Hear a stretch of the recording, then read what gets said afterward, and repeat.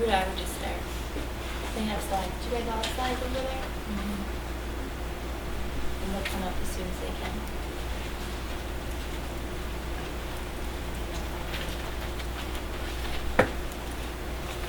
So I'll start with the introduction probably and help us out. You will be able to see it on the other screen as well. So today's topic will be survival analysis. We will cover just the basics. It will be introductory concepts and models.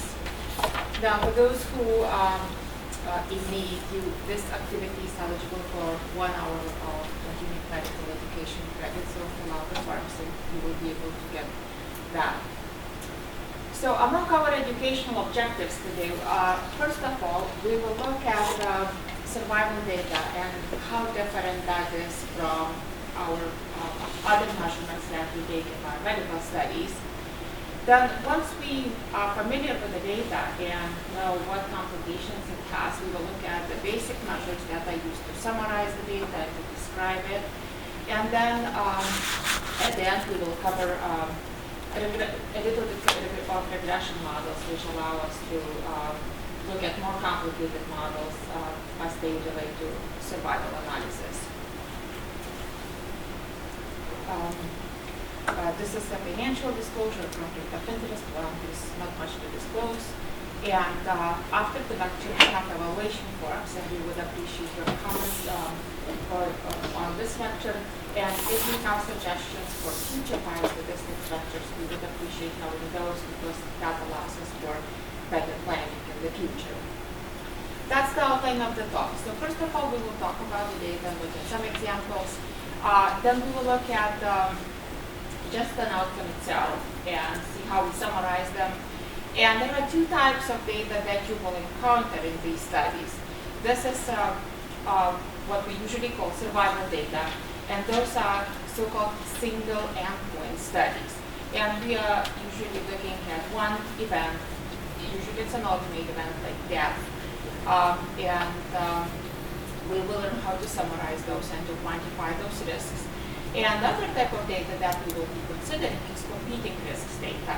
And that's where you have several endpoints that may happen at the end of the study. And they require special tools to analyze them and even summarize them. So we will look at those as well. When we reach regression, we will look at the most popular model used in survival analysis, which is Cox proportional regression models, proportional hazards regression models. And then I will briefly touch upon methods which are available to analyze competing risks. These are not as well established, or at least not as popular as Cox model, but at least you should know that they exist because more and more frequently they are mentioned in the literature, they apply for actual data analysis and reported in scientific papers. So what is time to event data? And the name itself, the type of event, tells you that usually we're interested in something happening over time or at some point in time. Examples include, for example, time from cancer diagnosis to death. And that applies to all kinds of cancers. For example, when a woman gets diagnosed with a breast cancer, regardless of what happens in between, she seeks treatment and disease types can be different. And for individual parameters can be different that complicate the disease. We observe entire cohorts of those women until death, and that allows us to look at their survival experience. The other outcome that we frequently look at is disease relapse or disease recurrence. So for example, somebody gets diagnosed with a disease, then they get treated, and they're cured. They are followed up over time, and we would like to know if the disease ever comes back, and if it does, when does that happen, and maybe we can predict that. So that's another outcome that is commonly of interest. There are a lot of outcomes that we are looking in, which are very study dependent or setup dependent. So for example, there are studies which look at burn patients. And many of them, especially those who have severe burns or have large part of their body burned, they fact, they are at a high risk of infection. And some patients develop those infections, some don't. And we would like to look at that experience, how it evolves over time, and what can be done.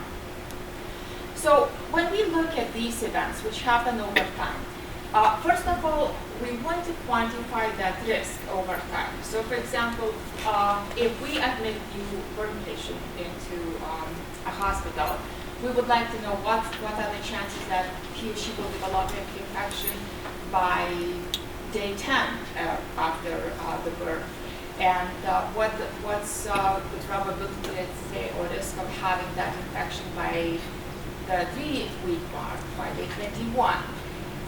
And that applies to all other outcomes as well. So for example, if we look at the other outcomes like disease recurrence, relapse, or death, we also want to quantify those risks over time. Now, next big problem in survival analysis will be comparing groups of patients with respect to certain outcomes. So for example, if we have two treatments administered to breast cancer patients, one group receives just chemotherapy and the other group receives chemotherapy plus radiation, we would like to know how different their outcomes will be. And that will be comparing those two groups of patients with respect to their outcome or the rate of relapse or the rate of death. It depends on what your outcome of interest is. But comparing the risk of having a particular event is another big class of problems in survival analysis. In addition to just plain comparison, we would like to know what influences the outcome and why some patients are much more likely to, let's say, relapse than others. So we would like to find out which factors affect the outcome and make that risk of relapse higher, let's say, in cancer patients which are cured of the disease initially. So that will fall into the regression framework, and we will look at how we address this problem. And we also, oftentimes, we look at predicting survival at a particular point in time. Those are usually traditional endpoints like 3-year survival, 5-year survival. In some studies where you have longer follow-up and you're able to follow patients over long periods of time, you can address more distant time points. Let's say predicted survival at 10-year mark or later. But those studies are not very common when you have such a long follow-up. So now, what's so special about survival data? It is so-called censored data. You will rarely see this mentioned in medical literature, but that's an inherent feature of survival data. Now, how does it happen? First of all, when we start the study, patients are followed longitudinally, we will not be able to observe all of them to the end. And for multiple reasons.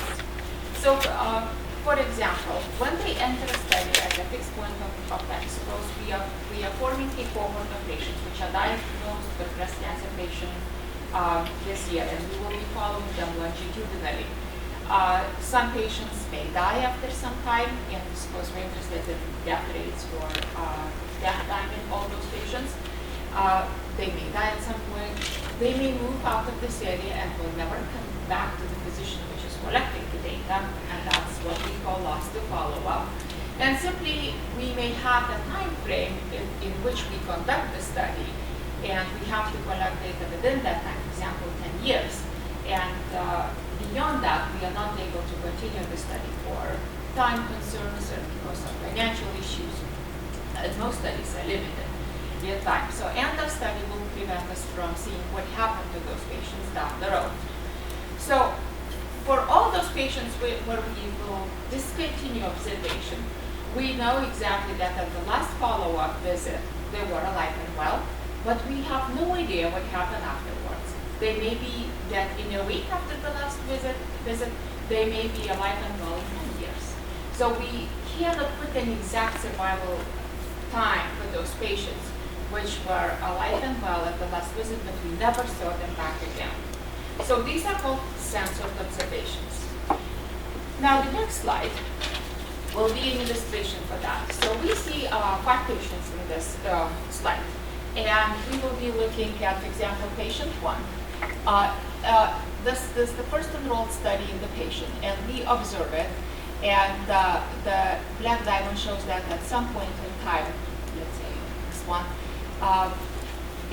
we observed that it was a death. That an event which we are interested in actually happened at that time point. So for this patient, it's very clear. We record the survival time, and that's our data point. Now, but not all patients are like that. For example, X3 is similar to X1. It was enrolled a little bit later in this study, as we see. But then eventually, we also were able to observe her or his death. Now, let's look at patient, for example, with a survival time, X2. It was enrolled in the study, let's say, in the 6-month mark after the start of recruiting in the study. And we observed him for a quite long time. And eventually, when we discontinue our study at this time point, we know that that patient is alive and well, and we call it a censored observation because that's not an exact observation. We know that it survived, let's say, for 3.5 years after being enrolled in the study. But then we just lose track of that patient. And we cannot say that his survival time is 3.5 years. We don't know. It may be 4 years. It may be 24 years after that, after the beginning of the study. And similarly, we have patients X5 and X4. They all are censored observations. X5, for example, it was enrolled just a little bit later than patient X2, then followed up for a fairly short amount of time, and then it disappears from our radar. So it's also a censored observation, but we lose that observation not because the end of study, but the patient either moved away or changed their position or something else happened. It just never came back for the next follow-up when he was supposed to be back. And X2 and X4, these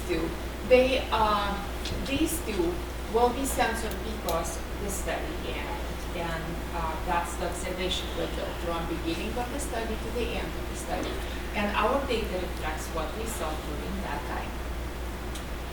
So now, if you are ever encountering this type of problem, and if you're about to collect data yourself, always keep in mind that it's a little bit more complicated than just, let's say, measuring people's cholesterol or blood pressure, when you have one number attached to every individual. In survival data, you have to have 2 quantities reported for every individual, at least 2 quantities. The rest of it is optional and sometimes available, sometimes it's not available, and sometimes it's not even of interest to report other things that happen or are particular to those patients. So what are those 2 things that you have to keep in mind? And that's especially for those who are planning your own studies and you will be collecting that data and reporting it. You have to have 2 things. Event time, and that's when you start observing that patient, to the time when the event happens, was from diagnosis of breast cancer to her death, or if that event didn't occur, but you observe her for 7 years, you record that time, 7 years. But then along with that, you have to indicate what actually happened. Did you see the event or you didn't? So that would be an event indicator. And traditional notation for that would be, but there is no particular rule how you should prove this, but we put usually 1 for experiencing the event. In this case, I chose it to be a death. And 0 will be marked for censored observation, where at the end of the study, the patient is still alive and has not experienced the event. In addition to these 2 things, you may report other patient information like age, gender, disease status, and other things which are relevant to the study. So a typical example of the data set that you will have in survival analysis is like this. You have some identification number attached to every patient. And then this pair of variables is crucial in every survival analysis study. You will have survival time, and you choose the time scale. It can be in days, it can be in months, and it can be in years. So this is, for example, in months. And then the next variable will be indicating whether the event actually happened. So let's look at the first patient. After 40.3 months after the, let's say, breast cancer diagnosis, she died because a 1 year shows that she experienced the event. Now, the next patient was observed for 2.7 months only after the diagnosis, but then never came back to follow-up visit, and thus was a censored observation. We know that at 2.7 months after the diagnosis, she was alive and well. That's a very short time of observation, but we cannot say anything definite. Oh, please now experience. But we don't know what happened later. Then the next patient, 10.4 months and still alive at that time, and we cannot tell what happened later on if that patient passed away, let's say, 5-year mark, or was even alive after 10 years. That's uncertain. The last patient is dead at 5 years or 60 months after the diagnosis. So this pair of variables is a necessary part of every data set that you will be dealing with. And that's really the focus of survival analysis. And again, in addition to that, you will see patient characteristics recorded along with survival experiences, as gender and age, let's say, diagnosis and things like that. So now, how do we quantify the risk? The most common tool to do that, and this is mostly for single endpoint studies. So if you're interested in an ultimate event like death, this is a wonderful way to quantify that risk. So we call this curve Kaplan-Meier curve, and it's estimating probability of not having that particular event by any point in time. And it will be a curve over time, as you will see from examples. Now, the way we estimate it, and we build those estimates, and I will not go into formulas because every statistical package can do that, but and it's very simple to do by hand. It estimates the probability of being still alive at that time, let's say 3 years, 4 years, 5 years, and all the time points in between. So that's the probability of survival, or probability of not having experienced death by that time point. The way it is designed or calculated, we can account for those censored observations. So whenever you have censored observations, they're not complete observations. That's why you cannot just calculate the mean of those times, because they are not true survival times. Some of them are exact, right? Let's say 6 months from diagnosis to death, and the patient died. For that one, it's really 6 months. But for the censored observation, you know that they survive at least, let's say, 5 years, but you cannot put an exact number, 6 or 10, who knows. So that's why we don't calculate simple means in this type of analysis. And Kaplan-Meier curve will account for those partial observations, censored observations, and evaluate survival experience of the entire cohort. Once we get that, and I will illustrate it with an example of what it looks like, we can estimate the median survival time of the whole study population. And when you do these calculations, you can present survival estimates for a particular point in time. Suppose what are the chances of surviving after 3 years, 5 years.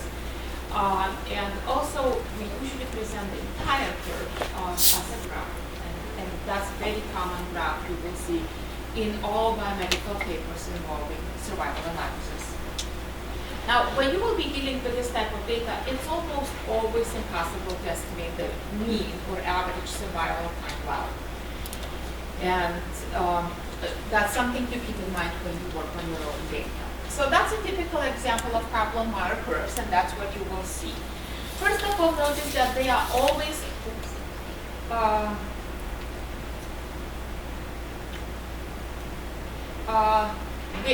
they always go down, because that's, remember, probability of survival. So with time, it drops. The more time lapses from the start of the study or your time 0, the more patients will die.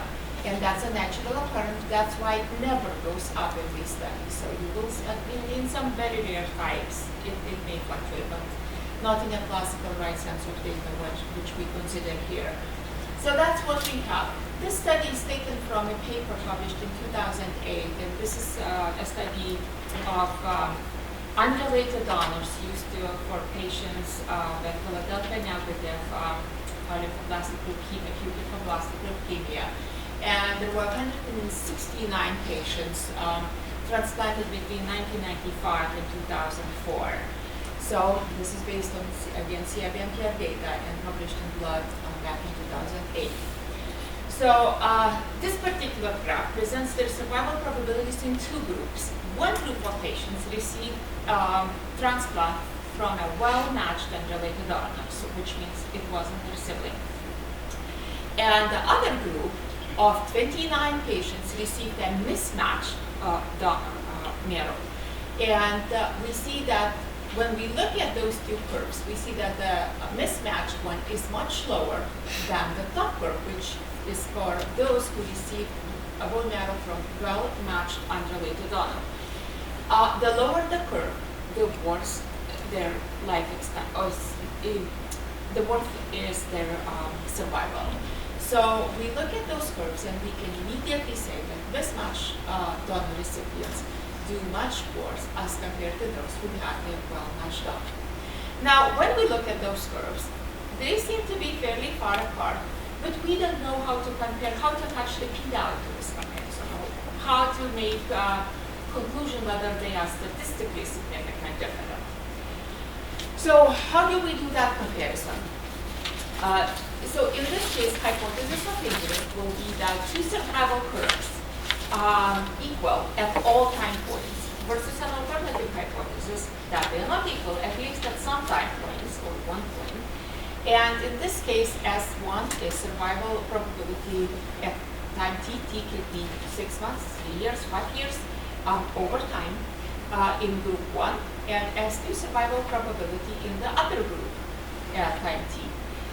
What we commonly use to compare survival curves is a log rank test.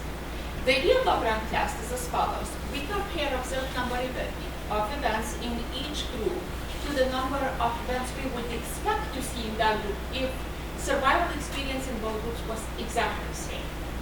And if we see big discrepancies, that one group, for example, seems to have a much higher rate of those from that one that we expect to see, we think that their survival experience in two groups is not the same really. So large discrepancies between the survival estimates would indicate that null hypothesis does not hold. So it's a formal test, and again can be done on many software packages, and we look at the p-value, that's a formal comparison, and if it's a small p-value, it leads to rejection of the null hypothesis in favor of the alternative. And we say that the survival experience in two groups is significantly different. So that's one way to compare those curves. There are modifications of this test, but it's not irrelevant to this talk. So now, what I covered so far was single endpoint studies. We'll look at an ultimate event, which is, let's say, death or infection.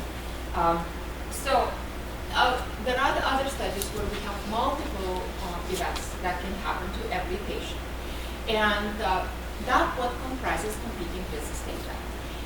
In this case, each subject may fail due to several causes, and once you see one event, it's impossible to see the other event. So it's unlike censoring. When we censor patients, we know that we don't see them, but the event will happen eventually, right? So even when we start observing patients in censored observations, we know that the death will occur. We just don't know what's time. In this case, you simply cannot experience the other event. So for example, in bone marrow studies, it's very common to have two competing risks. It's treatment-related mortality because the treatment itself is very toxic and kills quite a few patients. So that's one big danger what can happen after bone marrow transplant. And the other event that we interested is relapse or disease recurrence. And if they, for example, experience treatment-related mortality and they die early on from treatment-related complications, of course they will never relapse because they simply cannot experience that event. So that's the one particular feature of competing business data. So another common example would be cause-specific mortality in general in cancer research. So for example, if we look at death from lung cancer, all other death will be competing risks for that, particular death from lung cancer. now how do we report competing risks data and what information we collect? It is similar to what we had before for survival, so-called survival data. But in this case, we have a couple things to mark what happened at the end of the study. So this is the time when something happened to that patient, or we lost them to follow up. So for example, for this patient, number one, after 20 months, we see event, for example, relapse in bone marrow studies. These two patients were censored because it's a zero indicator saying that we didn't observe any of those events, and we just simply lost track of them after 2.7 months and 10.4 months respectively. The last patient is dead after 16 months. So this indicator of what happened becomes a little bit more complicated because censoring is the same. We usually put a zero for that one. But when you type up your data in an Excel spreadsheet or whatever you use to keep it, make sure you mark what happened in particular for that patient. Whether it died from, let's say, relapsed after that time, or died from treatment-related complications, or whatever other competing risks you may have in your particular study. So now how do we quantify the risk of something happening when we have these multiple causes of failure? We use cumulative incidence curve, and this is also a very common tool that we use to present results for competing risks, and you will see this in many scientific papers now. It became popular just 10, 20 years ago, and much widespread use was being just within the last decade. It estimates probability of failing by time t by any time. 1 year, 3 years, 5 years post, let's say, diagnosis or start of study or the qualifying event, which is your time zero. And we look at one cause at a time. So we build these cumulative incidence functions for both of the competing risks that we have. So for example, in bone marrow studies, we have cumulative incidence of relapse. And that would be pure probability of relapse by a particular point in time. In this case, death will be competing risks, and we have to account for that because some patients die while we follow them up, and that precludes us from seeing them relapsing at all. So it's very simple when you don't have censoring. It's just proportional of those who relapsed by a particular point in time. But we almost never have studies where we have complete follow-up. We will always have censored observations. So the calculation of cumulative incidence functions will take that into account. It will take into account censored observations. It will take into account those who failed from a different cause than we're interested in, and allows us to build that estimate in a proper way. Exactly like survival function is usually presented as a graph, and we sometimes report particular time points with an estimate and confidence interval. There are statistical tests which can be used to compare two cumulative incidence functions, and they are not Lagrange tests anymore. But one of them is Gray's test. If you ever see that mentioned, it's applicable to comparing competing risks. Now, if we report the results for competing risks, that's what the graphs would look like. This is a cumulative incidence curves for the same cohort of patients that we looked at survival. And this is for treatment-related mortality for the two groups, the ones that received mismatched donor marrow and the ones which received it from a well-matched donor. And we see that unlike survival curve, it's always going up because with more time passing by, we have more deaths, and this is also a natural occurrence, and that's what you would expect. And they go up all the time, and we can read percentages roughly from the graph. Let's say at 1 year's post-transplant, mortality rate is about 30% among those who received well-matched donor transplant, and about 50% among those who received mismatched donor transplant. So that's how we read these curves. Again, the percentages will be on the vertical axis, while the time will be marked on the horizontal axis. And it's always an increasing function. Now, some tend to use 1 minus Kaplan-Meier estimate for that particular outcome to represent competing risks. It's not a good way to do to represent competing risks because Kaplan-Meier curve is designed in such a way that it claims that patients who experience the other event are like censored observations, and they still potentially can experience that event that you are interested in, which is not the case. So if you happen to calculate 1 minus Kaplan-Meier curve, it will have roughly the same shape. It will be going up, but it overestimates the probability of having that event. So the discrepancy is usually not very large when it's there, and it's inaccurate. So use of 1 minus Kaplan-Meier curve is discouraged in competing risk problems because it doesn't give a good estimate of what actually is going on. So if you use 1 Kaplan-Meier curve and suppose you want to estimate probability of relapse in bone marrow studies, you would be estimating that probability of having relapse in a world where treatment-related mortality does not exist. And that's a very hypothetical situation, which is not practical, and that's not the quantity we're interested in. We really want to know the rates of relapse, given that treatment-related mortality indeed is existing. So that's why we always use cumulative incidence functions to quantify the risk of any competing risk happening. So all these just dealt with the time to event, basically, and we used to quantify that. And we didn't take into account any other information which may be available to patients in the cohort, like ages, sex, and disease status, and things like that. So for single endpoint studies, again, like death or disease-free survival, we use Cox proportional hazards models. It can do a lot of things. It allows it to identify risk factors, for example, which affect outcome, which males or females die faster, which, let's say, those with advanced disease or intermediate disease stage die faster. If so, how much faster? So all these questions can be answered by using regression models. Now, comparisons sometimes are not as simple. For example, maybe all the males in the study are much older than females, and that will alter their survival experience. And then we have to account for those other factors like age, let's say in this example, to make a balanced comparison between males and females. So all of this is done via Cox regression models. And this is by far the most widely used tool in survival analysis. Now, what does it model? It's not as simple as, let's say, explaining linear regression or logistic regression. It models a ratio of two hazards. And hazards is just instantaneous rate of death at any time point. It's a function of time, so it changes over time, the risk of death in the entire cohort or population. And we are modeling the hazard ratio.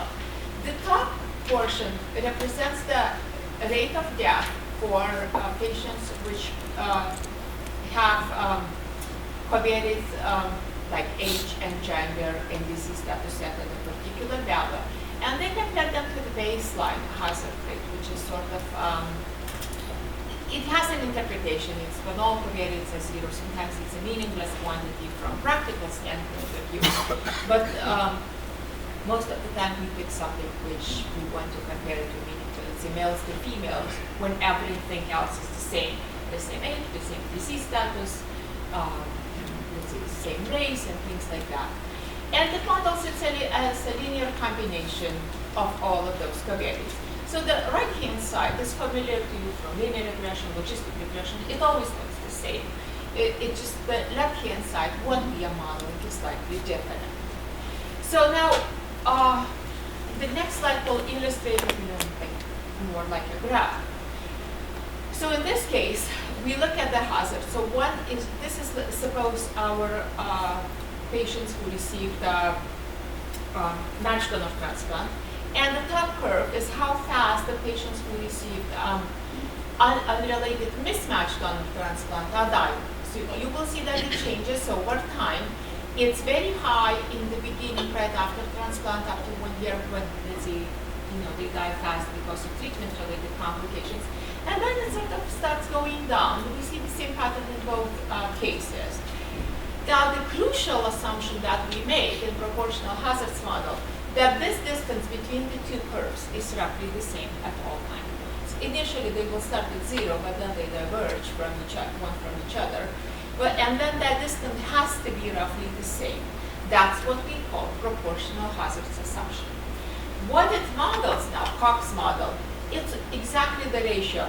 This number divided by this number, which can be quantified. That's the risk of death at that time. And we assume that it's the same. This number, the rate of death at this time point divided by this time point, it's the same as it was at 1 year.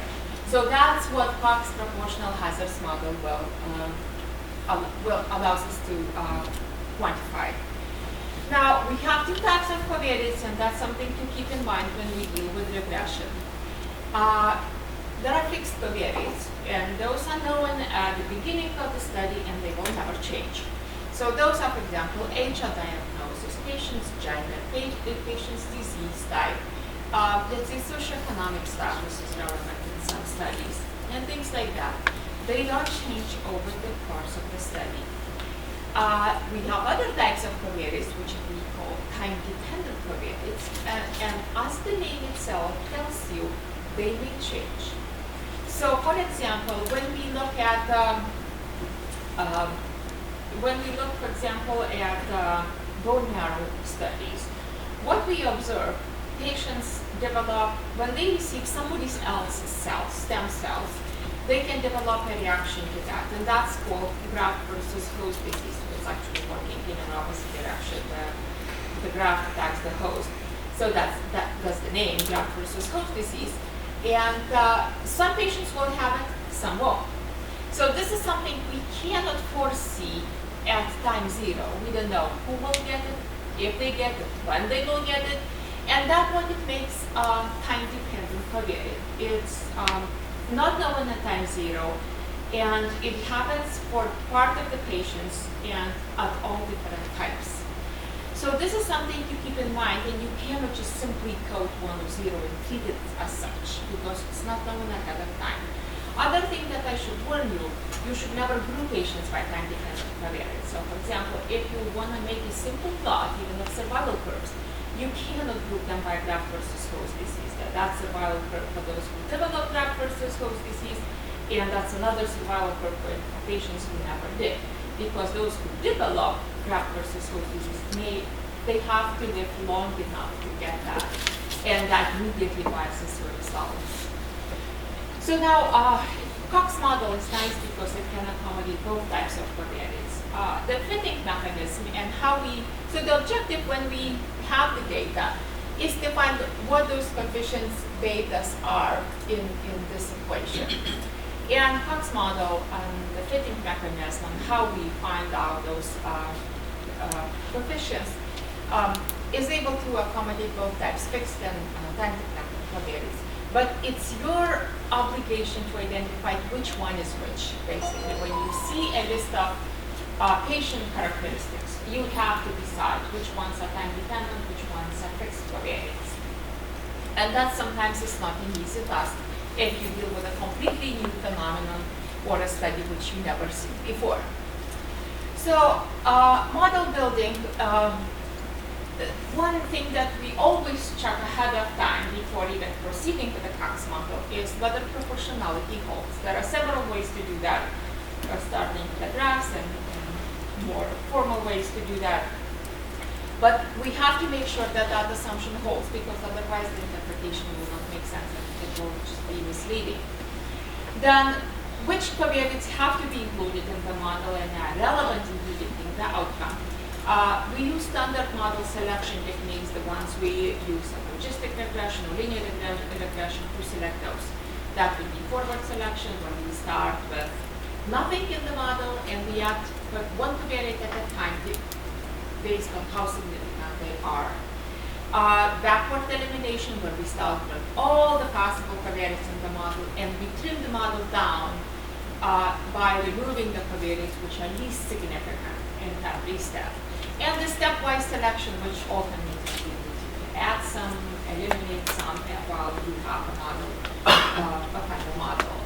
Now, most statistical packages will have routines for Cox model implementation, so that makes our life much easier. So now, how do we present the results from Cox model? That's a multivariate analysis table from the same paper by Marks and others in Blood. And this is presenting Cox regression modeling results for all the patients who underwent unrelated donor transplants. And they want to identify factors which are related to the death and which are significantly predicting the death and what makes them different. So now when we look at this table, we see this lists all the variables that came out to be significant: white blood cell count at the time of diagnosis, time from diagnosis to complete remission. These patients are all in complete remission at the time of transplant, but that's the time that it took them to get there. Then donor recipient CMV match, negative, or all others combined. And then HLA match between donor and recipient, and then T-cell depletion, whether it was done or not. So we have this, and you can see sample size in each group and events. This column is not always presented, but in this case it was included.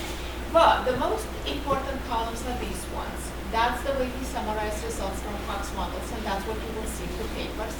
And that's what you should present yourself if you ever do survival analysis in your studies. It's presented in terms of relative risk. So that's exactly the hazard ratio. So if we look, the next slide actually will have detailed explanation on two slides from this one. This tells you which variables are significant, the ones which are listed in there. They all will have p-value less than 0.05, showing that they significantly are significantly associated with the outcome. And that's how we interpret their importance. This slide focuses on one particular interpretation. The rest of it is interpreted in a very similar way. So it's about HLA matching. So if you look at this piece of the table, which is this one, HLA matching, it says that among other things, HLA matching between donor and recipient was significant in predicting their outcome or death. So you have to choose your baseline category. In this case, those patients who receive the transplant from a well-matched donor will be our baseline. So it usually, sometimes we put one, sometimes we write reference category. Either way is fine. You can see that's a little bit on the literature in this paper. So this is our sort of comparison category, or if you go back to the graph of proportional hazards, that's the baseline category for us. And then the next group, those which had a mismatched donor graft, will be compared to the baseline category. So 1.88 tells you that at every time point, those who have a mismatched graft are almost 2 times more likely to die as compared to those who had a matched donor transplant. So that's the interpretation of this number 1.88. Again, at every point in time, the risk of death is 1.88 times higher as compared to the baseline group, which is the group which received a well-matched donor graft. Now, in addition to that single point estimate, you have to present a confidence interval. And this risk could have been as low as 1.60 or as high as 3.05. That's what the confidence interval tells you. And the p-value allows to tell you how significant this result was, or if it was significant. The p-value, we usually use a 0.05 cutoff for most studies, tells you that since this number is less than 0.05, we proclaim this death risk to be significantly different than those two groups. And these other numbers are interpreted very similarly, actually. So, for example, if you look from time to diagnosis to reaching complete remission, the baseline category is those who reach complete remission fast, in 8 weeks or less. And that one in that group indicates that that's our baseline. And those who took longer time to reach complete remission, it means it's already a sign of trouble. And we clearly see that they are 1.74 times more likely to die as compared to those who reach complete remission fast. And again, it's a very significant difference with a small p-value of 0.008.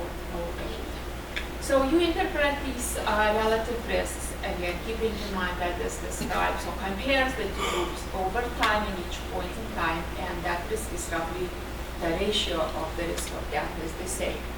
So just and make sure, even though we model their survival experience, and most table titles will say multivariate analysis of survival, what we report in this table always is risk of death. So, and because that's what we focused on, death, not being alive. So that's the discrepancy sometimes between the title of the table and what actually is reported in the table. Now, if we have competing risks, I will not go into these models in detail, but we model each of the competing risks separately. So, for example, in low narrow studies, we have treatment-related mortality to model, and we have relapse to model. And these two models are built completely separately from each other. So it's immediately to model building procedures. And we still often use Cox regression models to model competing risks. That's still a very commonly used tool. Now, recently, find and grade regression model, which is designed to address competing risks, is more widely applicable. The complication is that there is no, SAS doesn't have it available yet, and it's not so easy to implement really. There are other packages which can be done, but it's still not as mainstream as Cox model. And the newest approach will be pseudo-value regression, which was developed about 10 years ago now. And this is particularly nice when we have to focus on modeling cumulative incidence in a particular point of time. Let's see what's chances of relapse at, let's say, 1 year mark, the 2 year mark after the transplantation.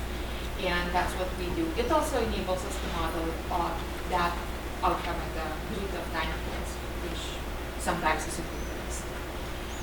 Now the software. So how do we do these things? If we do regular survival analysis without competing risks involved, so those like death and outcomes like that, SAS, our data, SPSS can do a lot of that. They can produce Kaplan-Meier estimates, plot the survival curves, perform comparisons of those curves by logram tests or other tests. They have Cox model available in them. Some are easier to use than others. For example, in some of those packages, time-dependent covariates are not very well defined, and it needs some manual work basically to put the programming in there to make them work. If you have competing risks data, we still use SAS macros even to view the cumulative transfer because it's not available as part of any standard routine in SAS. Air package CMPR is available to estimate the incidence functions, compare them, and that earlier mentioned finite regression model.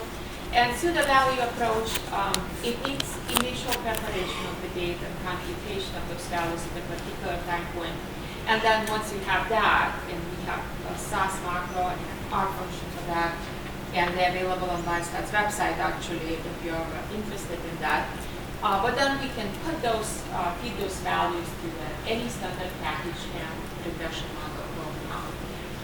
So I have an overview of useful references in there. The first one is a very comprehensive textbook in survival analysis. And it has all these things that we mentioned in this talk, and examples, and worked out. Then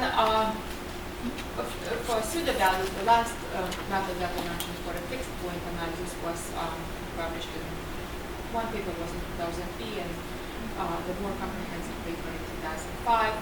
And then a fine-grained model was published in 1999 in final modification.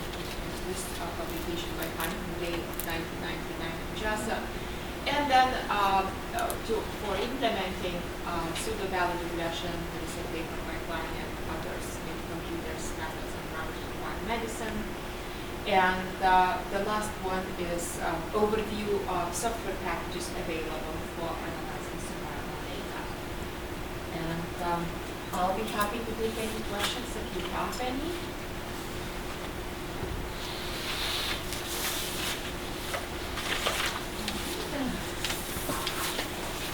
So please fill out the evaluation form.